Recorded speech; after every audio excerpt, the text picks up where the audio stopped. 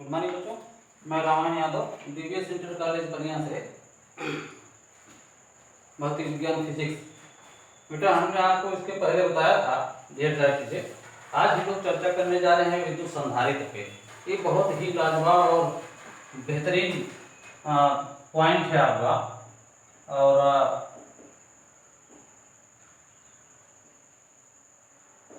ये चीज़ और इसको समझ लेना पूरे चैप्टर को समझ लेने के बराबर होगा। अब ये विद्युत संधारित्र किसे कहते हैं? विद्युत संधारित्र आप यूँ समझ लीजिए जैसे कोई 1 लीटर का बर्तन है। अब उस 1 लीटर के बर्तन में आप 1 लीटर तेल, 1 लीटर पानी, 1 लीटर कुछ भी जो भी हो, दूध वगैरह आप दे सकते हैं। लेकिन उसके आकार को बदले बिना उसी बर्तन में अगर हम 5 लीटर दे दें और वो स्वेच्छा से उसमें आ भी जाए तो एक दिलचस्प बात होगा। तो ऐसा तो नहीं लगता कि ये संभव हो, लेकिन यहाँ ये दूसरी चीज़ है कि वैज्ञानिकों ने सिद्ध भी किया है कि यह एक प्रकार का ऐसा यंत्र है। कौन? संधारित्र। ऐसा यंत्र है कि जिसकी सहायता से किसी चालक के आकार व आयतन में परिवर्तन किए बिना उसकी धारिता से अधिक आवेश दिया जा सकता है। इसे प्रतीक इस सिंबल से प्रदर्शित किया जाता है और इसे ही हम क्या कहते हैं? विद्युत संधारित्र कहते हैं। यही आपका हो गया है विद्युत संधारित्र। ये देखिए आपका, यही आपका विद्युत संधारित्र है।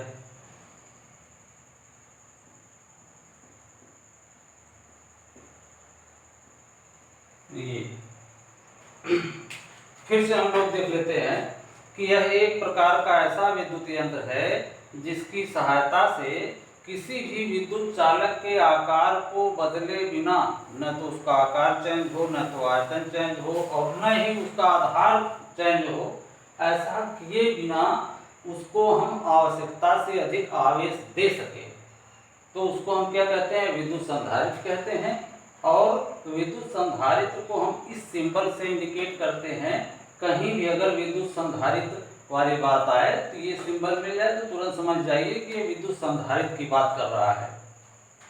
अब हम नीचे आ जाते हैं। नीचे दिया हुआ है कि संधारित्र का सिद्धांत, मतलब ये जो संधारित्र है कैसे कार्य करता है, वर्क कैसे करता है। अब यहाँ पे देख लेते हैं कि ये कार्य कैसे करता है। जब कोई आवेशित चालक हम ले लेते हैं या कोई अनावेशित चालक, अनावेशित का मतलब ऐसा चालक हो जिसपे कोई आवेश न हो, यानी धनावेश न हो, तो हम ऐसा अनावेशित चालक ले लेते हैं और जब उस पर हम प्लस चार्ज देते हैं तो अपने आप उसका जो विभव होता है वो घट जाता है। और जब विभव घट जाता है तो फार्मूला यहाँ पे है ये C बराबर Q/V।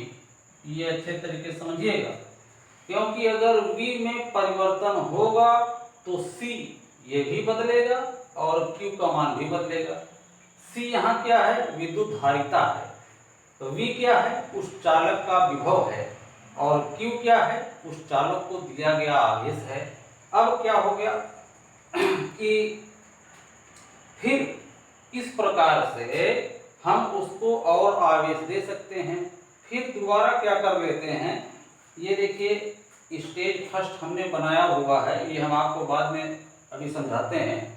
कि जब किसी चालक को आवेश दिया जाता है तो चालक का विभव घट जाता है। अब सही बात है, जब किसी भी चालक को आवेशित किया जाता है तो उसका विभव क्या होता है? घट जाता है, जिससे उसकी धारिता बढ़ जाती है। हम यहाँ फार्मूले पे नजर दौड़ाते हैं। विभव व्युत्क्रमानुपाती है किसके? C के, यानी धारिता के।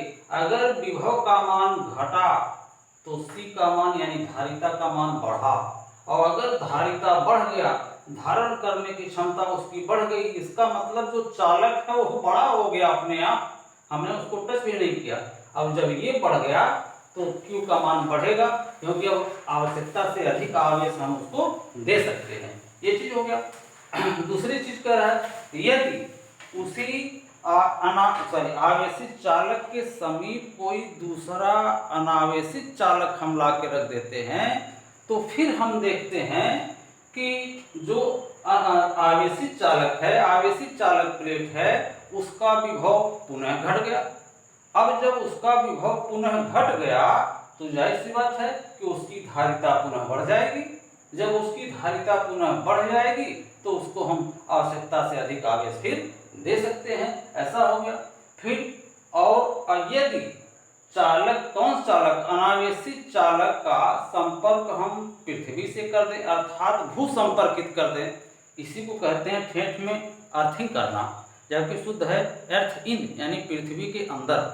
तो वही कह रहा है कि यदि अनावेशित चालक को हम भू संपर्कित कर दें तो भी हम देखते हैं कि जो आवेशित चालक है उसका विभव घट जाता है। तो जब उसका विभव घट जाता है तो स्वाभाविक सी बात है कि उसकी धारिता बढ़ जाती है। जब उसकी धारिता बढ़ जाएगी तो प्रारंभिक स्टेज से ज़्यादा आवेश हम उसको दे सकते हैं।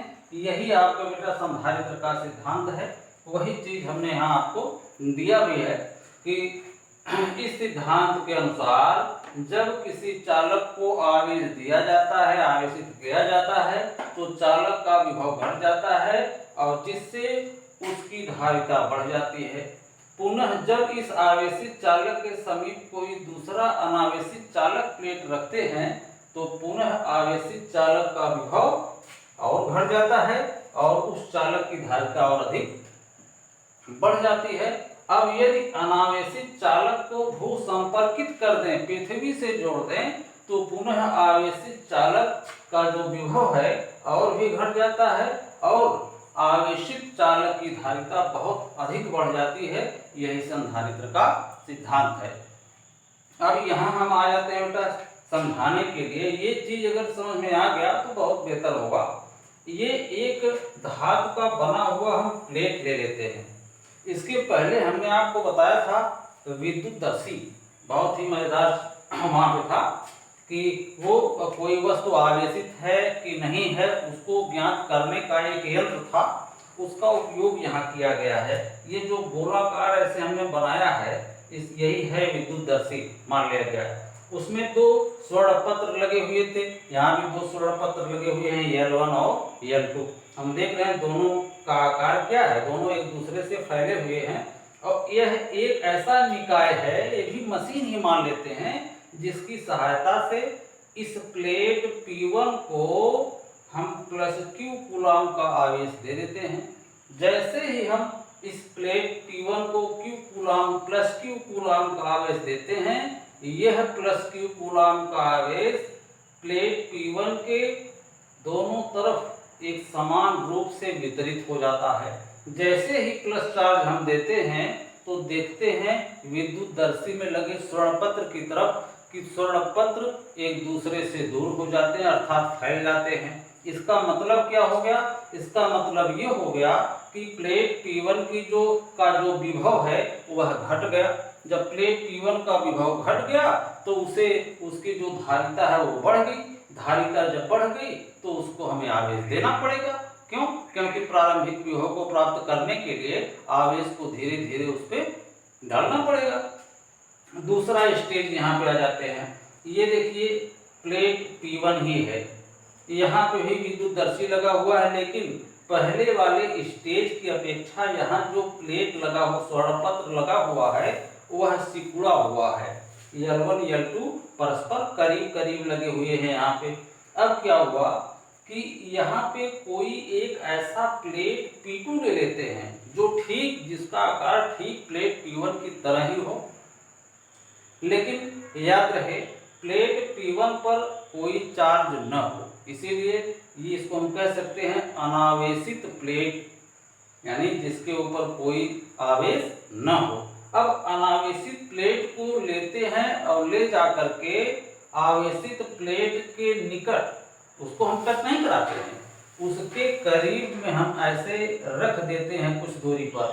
तो पुनः देखते हैं कहाँ, यहाँ जो विद्युतदर्शी लगा हुआ है इस पे नजर दौड़ाते हैं तो देखते हैं कि वह फिर क्या हो जाता है, आपका फैल जाता है। जब वो फैल गया तो यह व्यक्त कर रहा है, यह इंडिकेट कर रहा है कि यह जो प्लेट P1 है इसका विभव और घट गया। जब इसका विभव और घट गया तो यहाँ आ जाते हैं, ये देखिए आपका जो मार्फूला है यानी फार्मूला है, C बराबर Q/V से विभव घट गया तो धारिता बढ़ेगी, धारिता बढ़ेगी तो आवश्यकता से अधिक आवेश हमको पुनः उसे देना पड़ेगा। अब की बार देखिए हमने ये जो प्लेट P1 है इसको हम टच कर रहे हैं, कुछ नहीं कर रहे हैं, उसको वैसे ही छोड़ दिए हैं, जैसे पहले था वैसे अब भी है, वैसे लास्ट तक भी रहेगा, बाकी इर्द गिर्द हम परिवर्तन अपना करते रहेंगे। अब आ जाते हैं और आप सोचेंगे कि ये कैसे हो गया।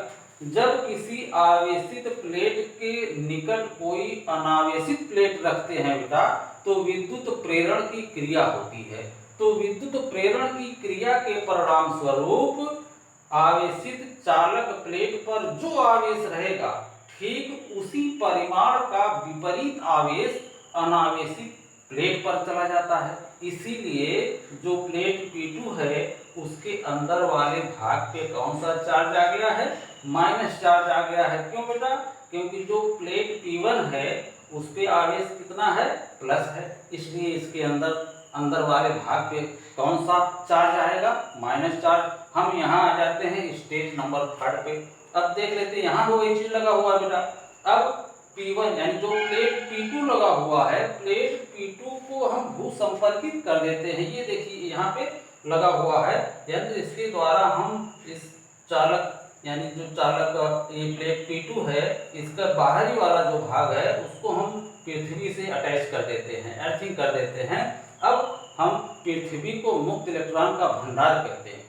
अब क्या हुआ कि अगर ये माइनस चार्ज है प्लेट P2 पर तो विद्युत प्रेरण के कारण प्लेट P2 के बाहरी वाले हिस्से पर प्लस चार्ज आ जाएगा। ये देखिए इसीलिए हमने यहाँ पे प्लस चार्ज कर दिया है। अब चूंकि ये पृथ्वी से अटैच है इसलिए मुक्त इलेक्ट्रॉन जिसपे ऋण आवेश होता है वो इसके द्वारा ऊपर चढ़ेंगे और आ जाएंगे प्लेट P2 के बाहरी वाले भाग पर। अब यहाँ पे जितने भी प्लस चार्ज हैं सबको वो विफल कर देते हैं। विफल कर देने के बाद यहाँ पे स्वयं को स्थापित कर लेते हैं, यानी ये प्लस को खत्म करके जहाँ जितना प्लस चार्ज था उतना माइनस चार्ज स्वतः आकर के स्थापित हो जाता है। अब हम देख रहे हैं ये बीच में यानी अंदर वाले भाग पे भी माइनस चार्ज आ गया और बाहर वाले पृष्ठ पर भी चार्ज आ गया, माइनस चार्ज। अब दोनों माइनस चार्ज को आप जोड़ेंगे तो जितना चार्ज आएगा उतना ही चार्ज आपको देना पड़ेगा, किसको, प्लेट P1 को, और वो भी प्लस चार्ज देना पड़ेगा क्योंकि ये माइनस चार्ज है। माइनस चार्ज को खत्म करने के लिए हमको प्लस चार्ज की जरूरत पड़ेगी। हम यहाँ आ जाते हैं, जब यह क्रिया हो जाती है, देखो बेटा यहाँ पे क्या हो गया, L1 और L2 यानी जो ये प्लेट है, जो स्वर्णपत्र हैं वो क्या हो गए हैं, फैल गए हैं। अब यहाँ पे जब फैल जाते हैं इसका मतलब विभव बहुत ज्यादा घट गया। जब विभव बहुत ज्यादा घट गया तो उसकी धारिता बहुत बढ़ गई। धारिता जब बढ़ जाती है तो उसको हम आवश्यकता से अधिक आवेश दे देते हैं।